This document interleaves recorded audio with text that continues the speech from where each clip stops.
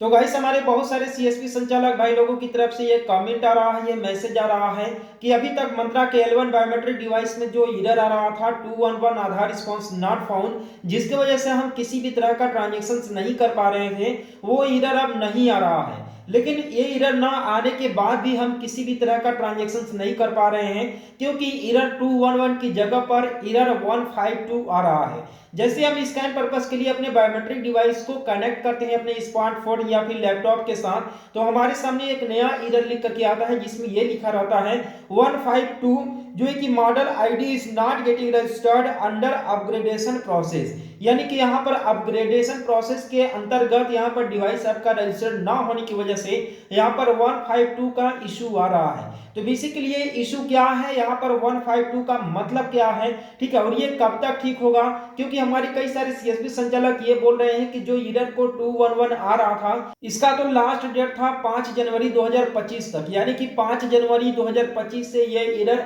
नहीं आएगा। लेकिन समय से पहले ये एरर खत्म हो चुका है, लेकिन अब मंत्रा के डिवाइस में ये नया क्या प्रॉब्लम आ चुका है, जो कि यहाँ पर 152 लिख करके आ रहा है। तो बेसिकली आप लोग के मन में जो भी डाउट है यहाँ पर इस एरर से रिलेटेड, सारा का सारा डाउट इस वीडियो में क्लियर होने वाला है। तो वीडियो को बिना स्किप किए पूरा देखिएगा, जिससे कि आप लोग को सही और सटीक जानकारी मिल सके। बेसिकली अगर आप सीएसपी रन करते हैं, अगर आपके पास मंत्रा का न्यू L1 बायोमेट्रिक डिवाइस है, तो आप लोगों ने एक चीज नोटिस किया होगा कि कल परसों से एक नया एरर आ रहा है 152 का, जिसमें model ID is not getting registered लिख करके आता है, और यहाँ पर इन ब्रैकेट में लिखा रहता है कि ड्यूरिंग अपग्रेडेशन प्रोसेस, यानी कि अपग्रेडेशन प्रोसेस के अंतर्गत ये जो आपका L1 डिवाइस है ये जो कि कनेक्ट नहीं हो पाया है। तो बेसिकली यहाँ पर सबसे पहले जो एरर कोड आप लोग को 152 यहाँ पर दिया जा रहा है, इसका मतलब समझ लेते हैं। क्योंकि देखिए कोई भी अगर एरर कोड आता है तो किसी न किसी जो कि पैसेज को, किसी न किसी कारण को जो है कि डिनोट करता है। यहाँ पर जो 152 आ रहा है, 152 आपका यहाँ पर कनेक्टिविटी इश्यू को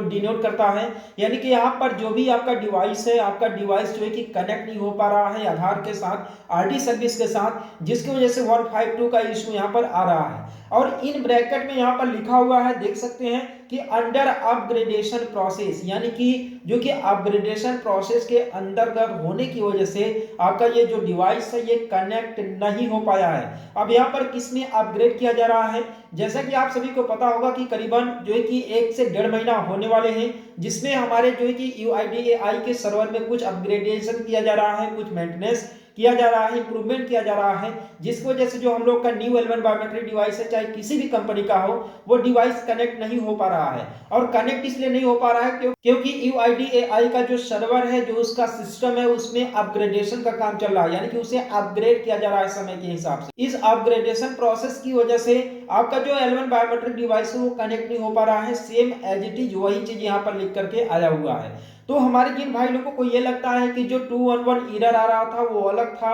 अब वो एरर खत्म हो चुका है और ये नया एरर है, तो ऐसा बिल्कुल भी नहीं है। पहले जो 211 आ रहा था वो अधिकांशतः लोगों को समझ में नहीं आ रहा था कि यहाँ पर क्या हो रहा है, किसमें दिक्कत है, लेकिन इस एरर को देख करके 100% लोगों को ये समझ में आ जाएगी कि एक्चुअल में ये प्रॉब्लम है कहाँ पर। तो बेसिकली यहाँ पर देख सकते हैं, इसमें लिखा हुआ है कि जो आपका मॉडल डिवाइस है, चाहे आप जो है कि किसी भी मॉडल हो, L1 मॉडल हो, चाहे किसी भी कंपनी का हो, जो आपका L1 डिवाइस है वो जो है कि गेटिंग रजिस्टर्ड, यानी कि नॉट गेटिंग रजिस्टर्ड मतलब वो रजिस्ट्रेशन नहीं हो सका, रजिस्ट्रेशन उसका असफल हो गया, क्योंकि यहाँ पर जो अभी प्रोसेस है वो अंडर अपग्रेडेशन में प्रोसेस है, ठीक है, और अपग्रेडेशन प्रोसेस के अंडर में होने की वजह से आपका डिवाइस यहाँ पर कनेक्ट नहीं हो पाया है, ठीक है। तो आप लोग को वेट करना होगा, जो यहाँ पर डेट आप लोग को पहले बताया गया था कि 5 जनवरी 2025 तक ये प्रॉब्लम फिक्स हो जाएगा, तो आप लोग को 5 जनवरी 2025 तक का इंतजार करना ही पड़ेगा, ठीक है। और आप लोग को ये लगता है कि नहीं ये कोई दूसरा एरर है, तो बिल्कुल भी ऐसा नहीं है, सेम वही एरर है, आप लोग को परेशान नहीं होना है,